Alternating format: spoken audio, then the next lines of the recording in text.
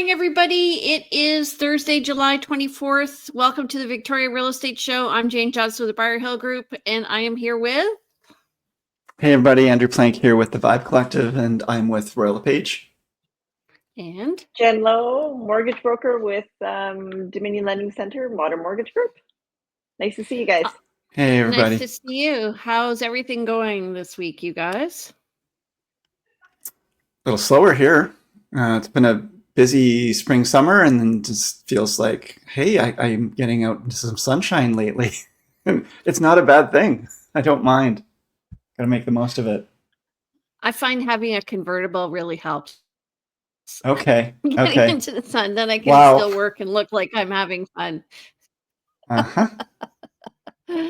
Uh-huh. How about so you, I Jen? have a personal ask. Oh, go ahead. Oh, yes, I do. Okay, we have a Ukrainian family coming to stay with us. And I'm just wondering if anybody has something like a couch or dishes or anything that we could use, or cutlery, because we're going to be furnishing a place for them to stay. So. Okay. We just donated some stuff, but I'll have a look through. We're going to be going through more stuff. And of course, hey, everybody, if you're listening and you've got something, please put it in the chat or reach out to Jane directly, and we'll get that connected up. Yes, I'll see what I can find. Awesome. Okay, Jen. Jen, you're in charge. Okay. Oh boy, I'm in charge right away. All right. I'll put this up for you. Okay. Folks, we're taking a new approach here where we're each choosing a topic 1 week per month, and then of course one of the weeks is our overall stats. So Jen's in charge this week. She's running the show. Do you want us to help you with the slides, or do you want to? Yes, please. That would be wonderful. Okay. All right. What's the agenda today? Today's agenda, I will provide everyone an update on what's happening in the mortgage world. And then we will go through the stats. And I'm going to talk about if you're planning to buy, here's what you need to know before you start looking from the mortgage side of things. Excellent. Okay. Jen, tell us what's happening with finances. Well, we've got Bank of Canada rate update this next Wednesday, July 30th. We're not expecting any change to the overnight lending rate, which is good. I mean, they're not going to increase it from my understanding, but they're also not going to decrease it. So it's planning on staying the same. Reason for that, biggest reason I think, is we've had a slight increase to our inflation numbers, which then they're just wanting to keep an eye on that. So we're not seeing any change there. What we are seeing is a bit of an increase in fixed rates. Fixed rates have been climbing this week. The 5-year fixed rate in specific is gone up to like about 4.54. However, the 2 and the 3-year rates are staying lower, around 4.39. Interesting. Yeah. So you could choose to go with a shorter term mortgage, but you're risking it being higher in a couple of years when it comes up for renewal. You're gambling a bit, but at least you'd have a lower for now. Yes. Okay. Yeah. What are you forecasting or recommending to folks who are maybe prefer the fixed rate?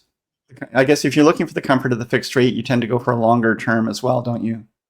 Yes, I find it interesting when these 3-year rates are lower. Like, to me, that's telling me that the banks are expecting rates to go up in 2 to 3 years, because they want people to go for that shorter term and then have to deal with a higher rate when their mortgage is up for renewal.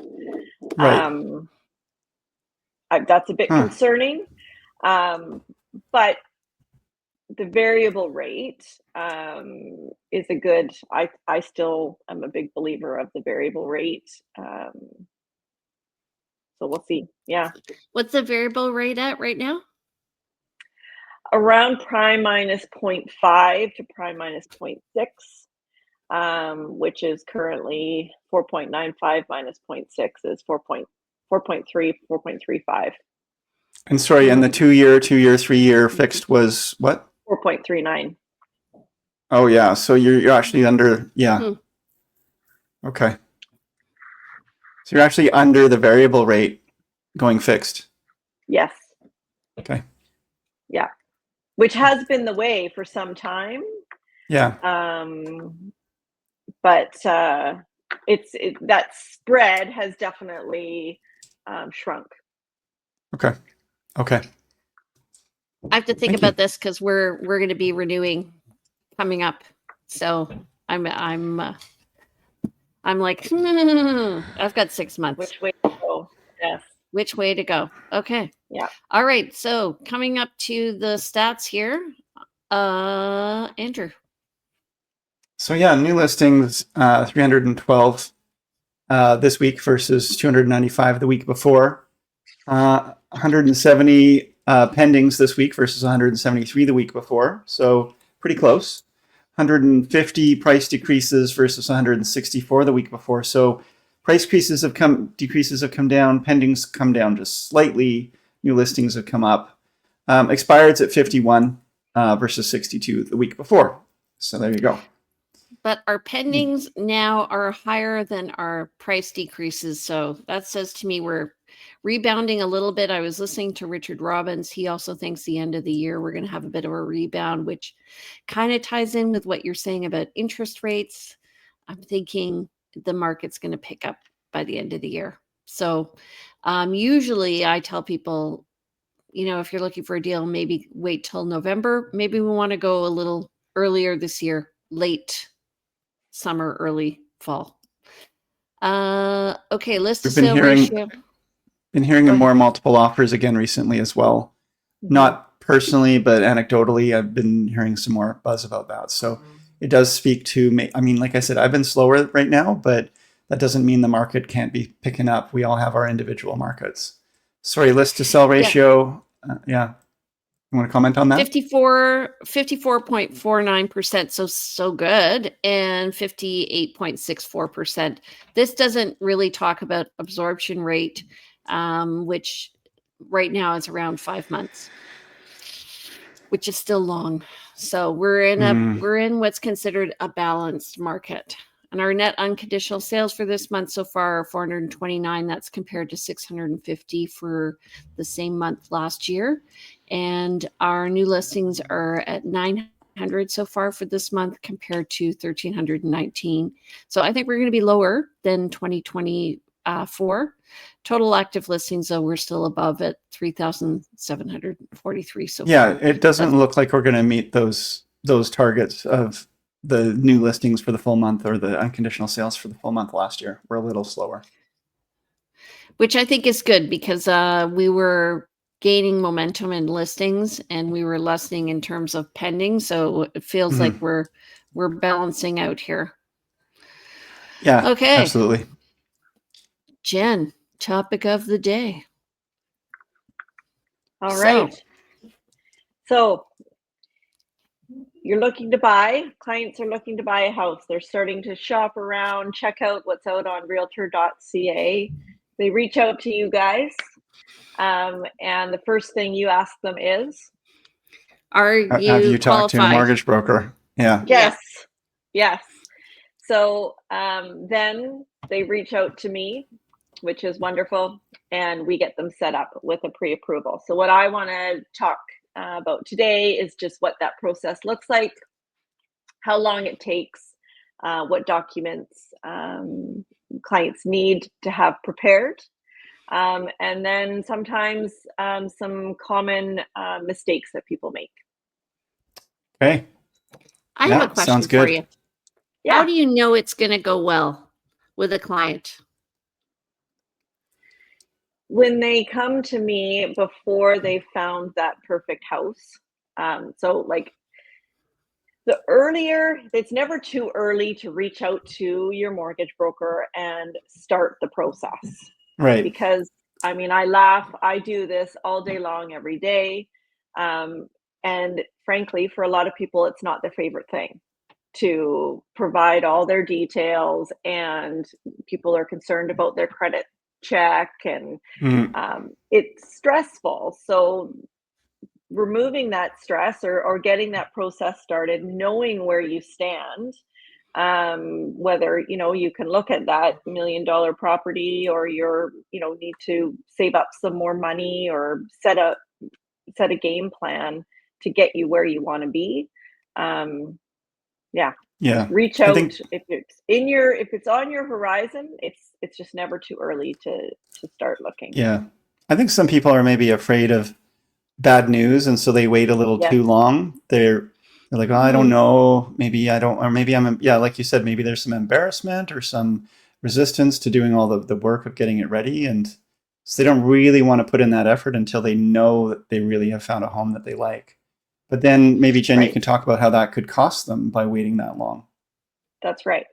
So sometimes, what I always say is, if there's a will, there's a way, and there's always options. So that's Yeah. again a benefit of going with a mortgage broker is, and quite often clients come to me and they say, well, my bank told me that I don't qualify, or that, because I'm self-employed, I can't get a mortgage. And that's not the case. There's always Mm. options.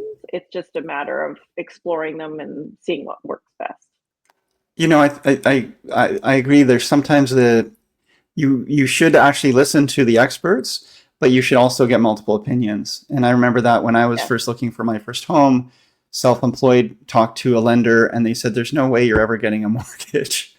And then talked to another one, and we were Yeah. able to get a mortgage, and he was able to go to bat for us and explain our situation. So you certainly, I mean, if you don't want to keep hammering that drum. If you've got three different mortgage brokers telling you need to do this before you're going to get approved, listen to them and go deal with that. But if one person tells you something, don't just give up. And there comes a time, it's definitely important to get multiple opinions. But once we get to a certain point in that application, if people are working with other mortgage brokers, I'm saying, okay, just a minute. You don't want multiple lenders, or multiple, mortgage professionals submitting your mortgage request, Right. as that can have a bit of a domino effect. Right. But yeah, Good you point. definitely need someone that knows what they're talking about, and is doing this job full time and has been in the industry for a long time. Yeah. I just want to say that going to multiple mortgage brokers is kind of like going to multiple realtors. And, at the end of the day, we get paid at the end of the whole Transaction. transaction. And there's honesty and trust that goes on in this relationship. It's very, very important. So if you're working with a mortgage broker, have the open conversation, provide them with the documents they need immediately, get everything. I like a Dropbox folder myself, get it all ready. Just tell them, ask for the list and send it along. Mm-hmm. Yeah. Yes. And I want to clarify again, like a lot of people will interview more than one agent. They will interview perhaps more than one mortgage broker. But once you pick that lane and work with that. Yes. Certainly don't want to have multiple people not really knowing where they stand. And it's all about defining the relationship and making sure you have a clear, defined working relationship with people. And that helps everybody be empowered to go to bat for you. Nobody wants to go to bat for someone who says, I'm playing the field. But yes. at the same, but we do advise, and people they're often advised to, at least with realtors, interview multiple realtors. We all have a different approach. Make sure you've got the right fit before you settle, and do settle to work with one person.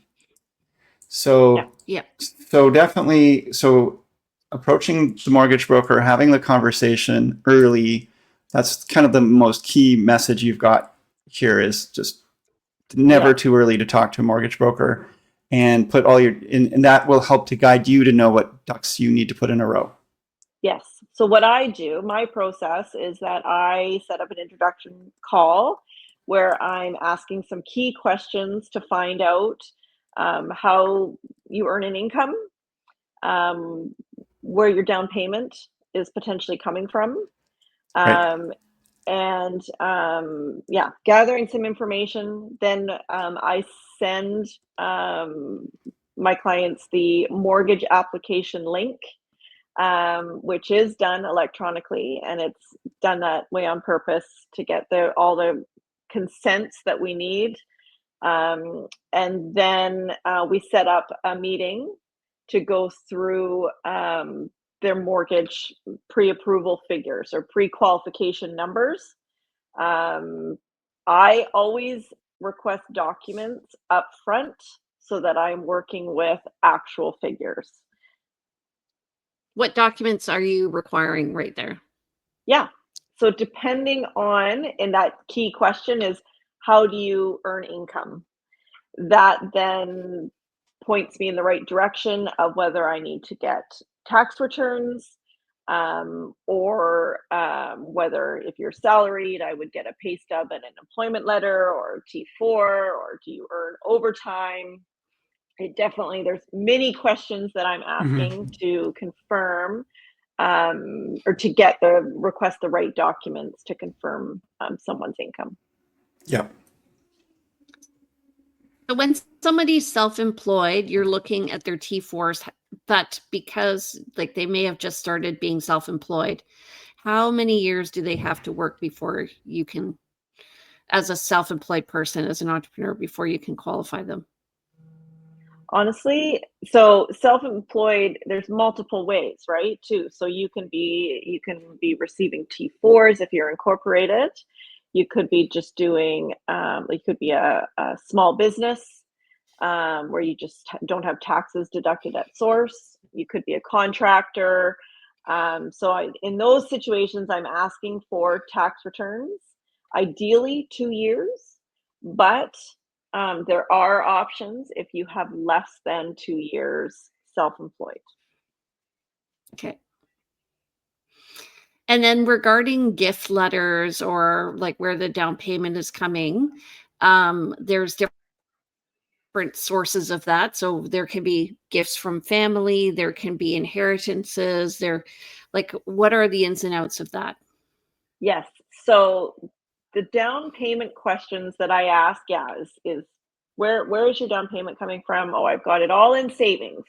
Or okay, well, how long has it been sitting in your savings account? Usually we have to get a 90-day history of any money that's used for a down payment. So then if some of it is a gift, then we get a gift letter signed by a family member or whoever's gifted that money. Okay. But big thing there is I'm ideally suggesting that, okay, if you've got that money sitting in different accounts, please don't move it until we have your down payment sorted out, because that can create a fun, not so fun, Right. requesting many other statements for other accounts and can open up cans of worms. Once things Okay. start moving around, you have to start looking at, yes. And so that's a good point again, folks, is why you reach out to the mortgage broker early so that you can have all of your financing and accounts kind of done to make it, correctly match what the lenders are going to be most positively, seeing. So there's things you can do early that if you try to do it later on, it's going to create maybe flags or cause problems or just extra stress. Yeah.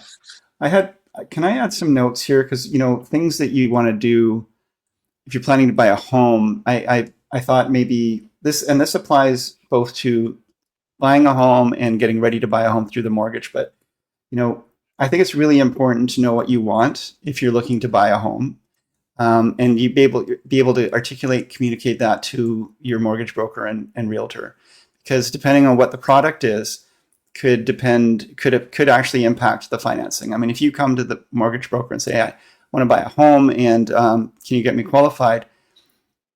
But you haven't let them know that, you really are only looking for a mobile home or something like that. That's a different kind of product, and it's a different kind of approval, down payments required, and so forth. Really important to align with your family, and if you're buying with a loved one, to be on the same page and to have those communications and bring them into the process really early as well, right? Most definitely. Ask questions, be aware of all the costs that it takes to buy a home, be prepared for those. Do a little evaluation on whether you're better off to rent versus buy. Also, like over the long, you can maybe afford to buy, but can you afford to maintain the mortgage? Yeah. That's really what you're looking at when you look at gross debt service ratio, right? Most definitely. Yeah. So how long does sorry, go ahead. Yeah, go. How long does it take? Yes, it's typically we can get it done as quickly as needed. Ideally to get a mortgage pre-approval in place. So we start out with a pre-qualification where we're just looking at your figures. To move it to a pre-approval, that's where we're doing a credit check, and we're submitting it to a lender to secure rates. That process takes usually 24 to 48 hours to get that pre-approval rate hold in place. And it ain't sexy, but it's important. Yes. It's really the first step in, buying a home. And that's why, as Jen said, when we get called by someone who says, hey, I'm interested in buying a home, and they're very excited and they want to get going and they really want our help, and we want to be able to help them.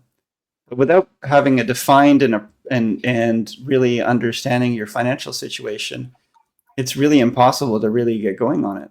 We cannot help someone when we don't know if we're looking in the $500,000 price point or $700,000 price point. And it's really going to impact a lot of what kind of product we show, what kind of areas we show, what kind of advice we give. So get that done early and get it done, get it blocked in, and then we are so much more empowered to help you out. Yeah. Yes. So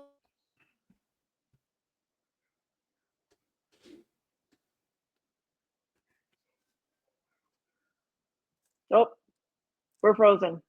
Yeah, it froze on me. Jane is frozen. Am I good? You seem fine. Jane is just locked up. That's how. Yes. There she is. Oh, hello. We missed that. Hi. You froze.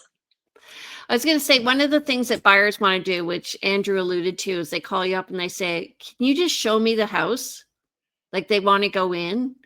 And then it's like shopping without knowing how much money is in your wallet. Yes. It's an unfair ask on a number of levels, right? I think some of us, I'm certainly wired to want to be helpful. And it's hard to say, no, I'm sorry, I can't help you with that. But we also have to consider the fact that there's an owner of that other home. They're going to be stepping out of that home very likely. They're going to be cleaning in preparation for a viewing. There are reasons why we don't want to just, if you're just tire kicking, you're not really sure or in a position of really being able to buy, we're putting other people out. Sometimes the other agent needs to attend. And furthermore, we also are busy and we have duties to our other clients. And if you're not really prepared, if you haven't put yourself and put in that effort to really show that you are ready to be a client, then it's a lot harder for us to actively engage with you in that way. Like we all need to step into this together. So what other points do you have, Jen? Well, so I've got listed here. So top 5 things to do to get mortgage ready. So you want to get your documents together. No one wants to chase paperwork last minute. That's not fun for anyone. We're going to do a credit check. Now, there is lots of ways for people to monitor their own credit as well, which is great. so that you can know your score, and if there are any issues, those can be fixed in advance. You want to get pre-approved by your mortgage broker, not just getting rate quotes. So we can all go online and we can look up mortgage rates, but all those mortgage rates have fine print and they're all under different categories. So Are mortgage calculators just lead magnets for mortgage brokers? So they're online mortgage calculators. Are they a way of getting buyers interested? I would suggest, more than likely, I've got my own calculators, so I don't go on there, but I bet you for sure it's here. You want more information, put your information in here, and that's going to a mortgage broker that's purchasing leads. Anytime I've explored a mortgage calculator for any reason, it's never gotten me to a point where it says, it stops and says, hey, for more information, enter your information. But they certainly don't give the full picture, right? So, well, I need to get you signed up with my app. I've got it all. Yeah, that's right. I have had it. Yeah. Mm-hmm. Good. Yeah. And that's a good call to action for anyone watching this too. And if you are able to maybe put a link to your app in the notes, or we can send it out later. We'll send it out later. Okay. Happy to do that. All right. Reach out to Jen if you want a copy of her app. Yes, please do. We want to also set a realistic budget. So what goes into the budget? We're wanting to make sure we're factoring in closing costs, potential taxes, property transfer tax as an example, as well as any ongoing monthly expenses. So other things that go into what you qualify for is how much the property taxes are, the strata fees, how much it costs to heat your home. And the last thing to get mortgage ready, do not do any big major purchases prior to getting a mortgage. So please don't buy a car, get a high lease payment. That has a huge effect on what you will qualify for a mortgage. Okay. Absolutely. I find also that, first of all, people need to know that any conversation they have with you is confidential, right? And so 100%. Yeah. They do not have to disclose to their realtor all the terms and conditions of their agreement that they have with their mortgage broker. So most definitely. Sometimes people, I find, they have a budget in mind that they're comfortable with, and then they have an approval that they're not comfortable with. So figuring out the balance between them. Yeah, good point. So what Jane is saying is, we as realtors, we don't need to know that you're approved for 1.2 million if you've told us you are only looking up to 800,000. And that's your business, what you are going to buy and what price point you want to buy in. But we do need to know, again, that you have a mortgage professional or that you have the cash or the means to purchase. So in whatever conversation that looks like, we need to have satisfaction that you are able to complete a buy. And what I like to do as well is I like to send, let's say, Jen, the feature sheet of the MLS feature sheet, which shows what the taxes are and what the monthly assessment is. And then they can qualify, because if somebody's buying a townhouse for $750 and they're buying a house for $750, it's a lot different calculation, because the townhouse will have monthly strata fees of maybe $600. So they can be up there. Yeah. So which, I mean, that's a whole side note, but I've always found that interesting, because whether you have a house or a townhouse, you're putting money towards upkeep. In one way, it's a forced putting it aside through the strata fees, and the other way it is, expected of you. But the lenders look at them as very different objects. Should I buy a car before I buy a house? No, definitely not. What if Yeah. I own property elsewhere in the world? Should I That tell all you has about that? Yes, yes, yes. Please do. What's the worst, you don't have to give names, but I mean, what's like a common mistake people make? Is it not getting their insurance in place for like the closing date? Is that something? Because you need you need insurance if you're going to have a mortgage. Yes. I would just honestly, the most common mistake is just not looping me in early. So you want to reach out to a mortgage broker early to avoid any of these. Okay, so we do a credit check. So here's something I guess that can happen. We do a credit check and there's a collection item for library fees. Oh, Like that can take your credit score from, significant, it can drop it significantly. And now we have Don't mess with libraries, overcome. folks. Yes. Just disclosing, it's understanding that everything is scrutinized by the lender. I scrutinize it as well, and try and ask those questions. For example, why is your year-to-date income 4,000 under what your annual salary is? Asking those questions to understand, did you take a leave of absence, something like that. Right. oh, great. Yeah. Yeah. Yeah. All those Wow. things can have an effect. Awesome. Anything Yeah. else you want to add? No, I think that's it. Please reach out. Thank- I'm happy to provide my app and would love to get you pre-approved early. Thanks, Okay. Jen, for taking this on to this week. Yeah, no problem. Great. So we are going to be rotating. Next week I'm on presenting, and then it'll be Andrew and then Jen. And the week in between we're going to be doing our stats. So just so you know, we're just going to add a little spice to our presentation. In the meantime, if you do have someone who is interested in maybe perhaps getting a mortgage, they should get qualified now before they actually start looking. Please have them follow up with Jen. Don't forget, if you like what you see, to subscribe and comment. And Jen will post in the comments later on the link to her app. And don't forget to share it to your friends. Andrew, how do people get in contact with you, my darling? Well, websites, phone numbers, emails. So you can email me at info@andrewplank.com. You can call or text 250-360-6106.